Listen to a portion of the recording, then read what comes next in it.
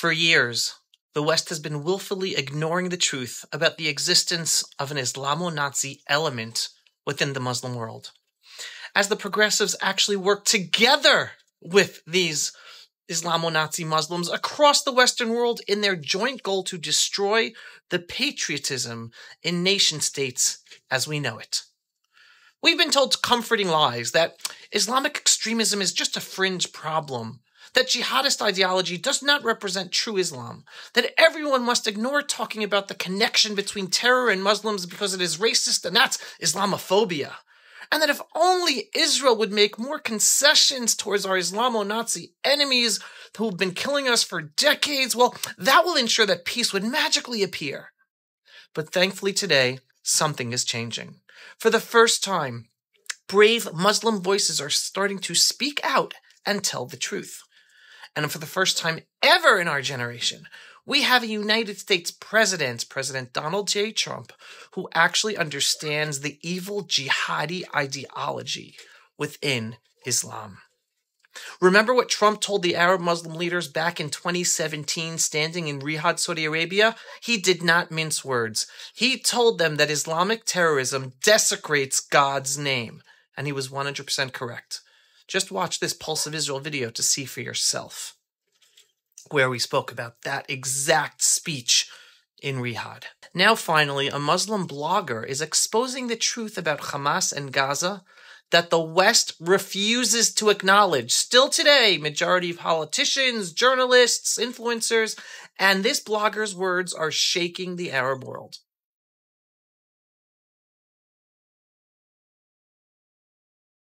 This article quotes Hoda Janat. Maybe that's a fake name, but that's the name of the Muslim blogger, who has uncovered the massive lies that the Muslim world has been feeding itself for years about Gaza. As the war continues, she has been shocked by what she has learned, the truth, and now she is bravely sharing it with the world. Just listen to what she wrote.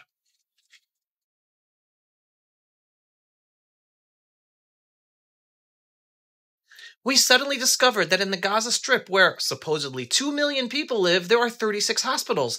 There are Arab countries with 30 million people that don't have that many hospitals.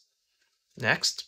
Surprisingly, we found out that Gaza gets free water, free electricity, free gas, and free fuel from Israel, because they haven't been paying for it for 30 years or 20 years, whatever. Meanwhile, not a single Arab citizen anywhere else gets free utilities, only in Gaza. Next, we suddenly found out that Gaza was receiving $30 million a month from Qatar alone, $120 million a month from UNRWA, $50 million per month from the European Union, and $30 million per month from America.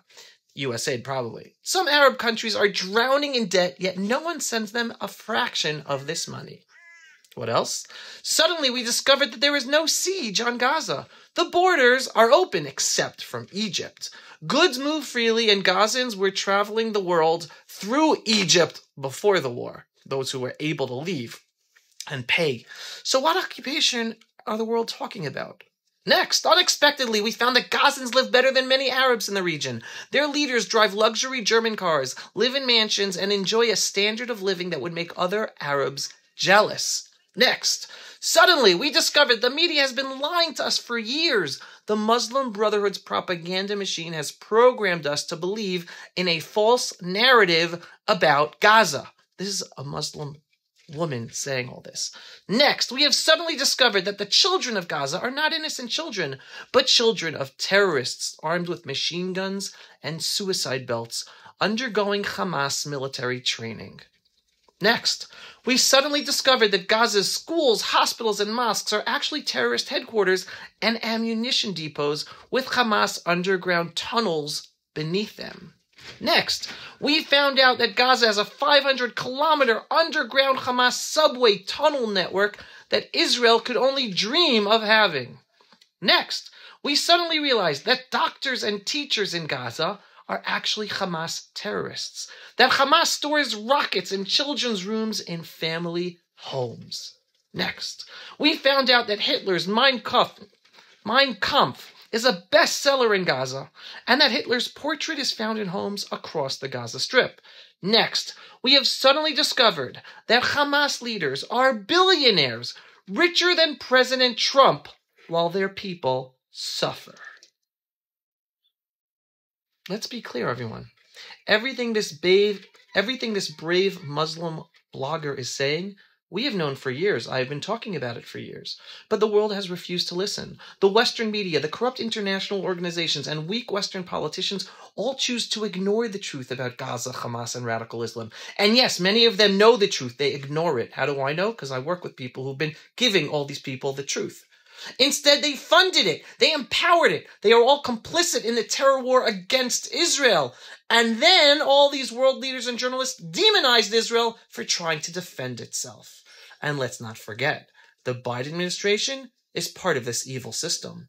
They spent the last 15 months of the whole war caring more about Hamas than about saving our hostages. The Biden administration could have done what Trump is doing now, giving an ultimatum to free all of our hostages or else. Trump is setting real red lines, demanding action to punish Hamas enablers as well. The Biden administration could have done that for 15 months. But now we know, thanks to the revelations about U.S. aid, instead the Biden administration funded Hamas, protected the terrorists, financed the cement that built the tunnels, and pressured Israel to stop fighting the war to free our hostages and defeat Hamas. So now Trump gave an ultimatum to Hamas: free all of our hostages or else hell breaks loose. And here's the kicker. The most blessed Arab Muslims in the world are the ones living in Israel. Those Arab Muslim Israelis know it. And Arabs around the world know it. And that's why so many of them are openly saying that they prefer to live under Israeli rule. A Lebanese man recently declared in a video that went viral that he wishes Lebanon was under Israeli control, not the corrupt and terror-filled rule of Hezbollah and Iran. And Lebanon is now under attack from the Turkish-backed ISIS al-Qaeda forces of Syria. Just listen to what this guy said months ago. على صوتي كل ما دق الكوز بالجرة بيطلع حدا من حزب الله بيقول لك انه اللي عم بيعارضونا يريدون لبنان الاسرائيلي. طيب يا خيي شو لبنان الاسرائيلي؟ اشرحوا لنا تنعرف. لبنان الاسرائيلي ما في ميليشيات، بقول لك نزع سلاح حزب الله، يعني ما في ميليشيات. طيب عظيم. لبنان الاسرائيلي بيقول لك هيدا بده يعمل سلام، يعني جزء من منظومه السلام بالمنطقه والاستقرار بدل الحرب. اوكي. لبنان الاسرائيلي قال لنا محمد رعد انه يا خيي لا هيدا طبعا ملاهي ومرائس وخدمات وصفقات وبنوك، يعني بلد خدمات مثل ما هو تاريخيا لبنان. اذا هول ثلاثه هن مكونات لبنان الاسرائيلي، انت شو عارض علي؟ لبنان المقاومه؟ ما عم نشوف النتيجه هلا. لا اخي اعطيني لبنان الاسرائيلي، دبر لي شي واحد اسرائيلي الله يخليك وحل عني بقى. And the Jews in Syria months ago were pleading to come under Israeli sovereignty because they know that they will be safer, freer, and more prosperous. And under the new ISIS al-Qaeda rule in Syria, their lives are in danger. Right? Here's the article back from December. Syrian Jews call to be annexed by Israel. The minorities in the Middle East know Israel is the only power in the Middle East that can protect them and save their lives. They know the truth, and Muslims like Hoda Janet know the truth as well. Unfortunately, most Muslims are brainwashed by the Islamo-Nazi genocidal ideology. And meanwhile, our Islamo-Nazi enemies in Gaza, Judea, and Samaria, what have they done? Nothing except for developing a global industry of Jew hatred. They have spent decades profiting off of terrorism, receiving billions, even trillions of dollars in aid from the West, all while dedicating themselves to one thing: being the world's most celebrated Jew killers.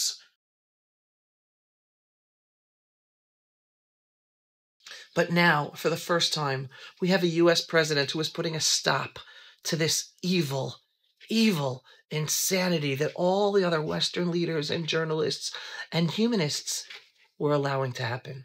Trump is finally ending the decades-long cycle of United States administrations funding and encouraging terror against Israel.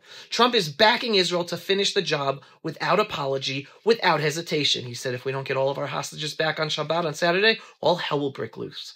And we hope that Trump continues to punish Hamas's backers, Qatar, Iran, and Egypt. Biden, Clinton, Obama, and Bush's all played the same sick game, keeping Israel weak, funding our enemies, and pretending that Jew killers were freedom fighters. That era is over. Trump is the new sheriff in town. Please God, Hamas hopefully will be finished. Gaza will never return to being a terrorist state again. Gaza will return instead to be Jewish once again. And Israel will win this war, because now finally the most powerful country in the world is standing with us, not against us.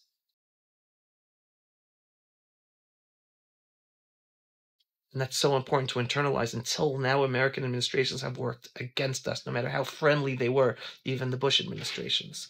So my final message to Hoda Janet, the brave Muslim blogger, if that's her name, who dared to tell the truth.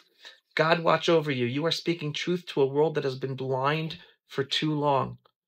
And to the rest of the world, wake up, listen, because Hoda Janet's truth is the truth that so many people around the world, so many powerful people, have never wanted you to hear. Israel and the Jewish people are the canary in the coal mine. Our Islamo-Nazi enemies are out to destroy the whole freedom-loving world and kill and subjugate all infidels, not just the Jews. And finally, my message to President Trump. Thank you, President Trump, for being the first Western leader to truly understand the evil within Islam. Thank you for leading with strength, not weakness. And thank you for standing with Israel in this fight for truth and justice that will also save those peaceful, loving Muslims from the evil within their own Muslim culture. Trump's directive of peace through strength, that is what leadership looks like. And we here in Israel, we are the front line of the freedom-loving world. We're going to institute this policy. Please, God, give Prime Minister Benjamin Netanyahu the strength to decide to do the right thing finally. We should have won this war on October 8th. Now we have Trump and America behind us. Decide now. We're ending it now. Netanyahu, make it end now. It's up to you. We can do it. We have Trump behind us. And then we have the whole Middle East to take care of and bring peace and security for all minorities in Lebanon, in Syria, in Jordan. If only we continue doing the right thing, fighting our enemies, making them scared of us, having Israeli control over all the places where those minorities are so they have safe lives. We, the Jewish people in the Jewish state of Israel, the time for Israel to be the regional leader of the Middle East is upon us. We can't be afraid and be stuck in our tiny little borders. No, it's time for the Jewish state of Israel to enlarge, because we are a blessing to the world. We are a blessing to the Middle East. And we have to be larger to be able to give the peace and security for all those others in the region, to not be persecuted anymore by the evil Islamo-Nazism that surrounds us in the Middle East. Am Yisrael Chai. Signing off for another Pulse of Israel here in our eternal and ancestral homelands, the land of Israel, in our beautiful Judean hills, folks. My backyard. If you are not yet a subscriber to my daily Pulse of Israel videos, what are you waiting for? Go to pulseofisrael.com and click to subscribe for the daily belief-based, inspiring, politically incorrect truth about Israel, the Jewish people, and the freedom-loving world. And if you are not yet a donor, what are you waiting for? You can support this important work so more people become awake to the truth and be inspired to be part of what the Jewish people and the Jewish state of Israel today are accomplishing for the benefit of the whole freedom-loving world. Every once in a while, go to pulseofisrael.com and click to donate. Thank you, everyone, and thanks for watching. Pulse of Israel, frontline videos from the Holy Land. Support our work by donating today.